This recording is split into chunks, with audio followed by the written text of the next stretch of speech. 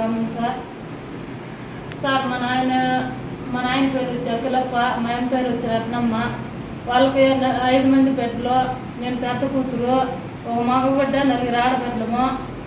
నేను నన్ను ఇచ్చిన రాయలపేట దగ్గర సోరకుంటలో తోడుకోవడాలతో పసక్క పుట్టినింటికి చేర్పి 18 ఏళ్ళు అవుతుంది. 2006లో పోయిండేది. మా నాయన్ని ముందుకు పెట్టుకొని ఎరుకలు పెదరెడ్డప్ప అనే దగ్గర ఇల్లు కొన్నాము. 2 లక్షలు ఇచ్చి ఇల్లు కొన్నాను. మా అమ్మ పేరు అగ్రిమెంట్ రాపించుకునే దానికి ఇప్పుడు మా నాయన నన్ను మోసం చేసి పూయిగడ్డ అంతా కొట్టేసి, నేను అన్నం చేసుకునే పట్ట వేసుకుంటే ఆ పట్ట అంతా సింపేసి ఇల్లంతా బొక్కలు పెట్టేసి ఇంట్లో ఉండే బొక్క బల అంతా బాగా దడికేసినారు. ఏం చేసినారేమో తెలదో. ఇంట్లో 2 లక్షల రూపాయలు దుడ్లు ఉండే, 2 జతల కమ్మలు, బొడ్డు సైను, 2 జతల సైనాలు ఇవంతా ఉన్నాయి. ఇంటికాడికి రానికన్నా కావులు చేసి నన్ను కొడతా ఉన్నారు. నీ సాగు నువ్వు సాయవో, ఎత్తుకోబోయి అన్న నీ బాగా బాగా అంతా ఎత్తుకోబోయి అన్న బాయిలోన్న చెర్లను దొబ్బేసి నువ్వు దుంకు సాయి, నీ పేడంతా ఎరగలైపోతుంది అని చెప్పి మా నాయన నన్ను చానాగా పోరు పెట్టిస్తున్నాడు. పోలీస్ స్టేషన్కి పోతే న్యాయం కాదా?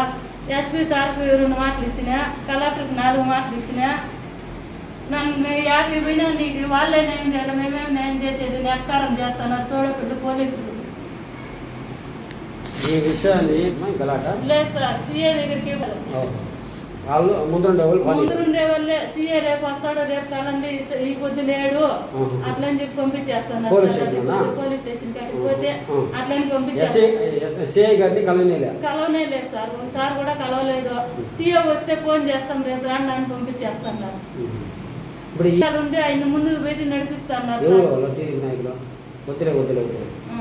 మేము 5 మంది సార్ బిడ్డలు, 4 ఆడబిడ్డలు, ఒక మగ బిడ్డ. ఫస్ట్ కూతురు నేనే.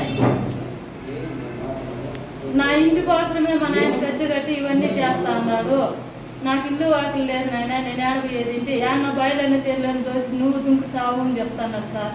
ఇల్లు అయితే నీకేను, నువ్వు ఏటికి పోతావు పో, నీకు సపోర్ట్ చేసేవాళ్ళు లేరు, నువ్వేం చేసినా నేను సరే, నీ వల్ల ఏమీ కాదు, నీకు దుక్కుండే తా చెప్పుకో అని చెప్పి బెదిరిస్తా అన్నాడు.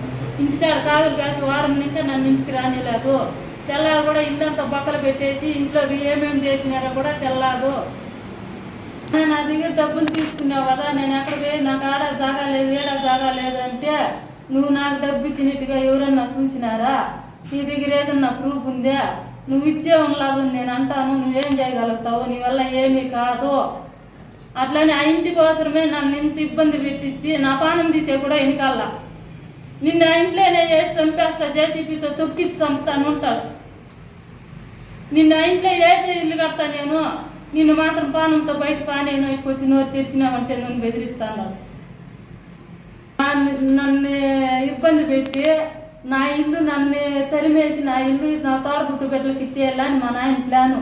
వాళ్ళ అబ్బా అమ్మ సంపాదించిండే ఇంటి జాగా 2 లక్షలు కమ్మేసి మా నాయన సొంతంగా కట్టుకోండి ఇంటికి ఎగేసి పుడిచినాడు. వాళ్ళకి ఎగేసేదానికి మా నాయనకి ఏ దిక్కు లేక చేత కాక ఒక లేక నన్ను తరిమేసి నా ఇల్లు వాళ్ళకి ఇచ్చేయాలని ప్లాన్ ఇది. డబ్బులు తీసుకొని మా నాయన ఇంటి కాడికి నన్ను రానికన్నా నిన్ను చంపేస్తాను బెదిరిస్తాన్నారు సార్. ఆ ఇంటికాడికి దయచేసి నాకు అధికారులందరూ చేరి నాకు న్యాయం జరిపించండి సార్. నేను అనాథను, నేను ఎక్కడా దిక్కులేదని, నా పక్క అయితే ఎవరు లేరు. నా బిడ్డ స్కూల్కి పోయినప్పుడు, నా భర్త అన్న కూలికి పోయినప్పుడు నన్ను చంపేస్తాను అని బెదిరిస్తున్నాడు. నేను ఒకటే ఏడుంటే అటుకొచ్చి నన్ను బెదిరిస్తున్నాడు. మా నాయన నా తమ్ముడు ఇద్దరు ఏదిస్తా అన్నారు. నాకే మార్గము లేదు. ఆ ఇల్లు లేకుంటే నేను ఆత్మహత్య చేసుకొని సాయాల్సి వస్తుంది సార్, అదే ఖాయం. దయచేసి అందరూ కలిసి నాకు ఆ ఇల్లు ఇప్పించండి, నాకంతే సార్.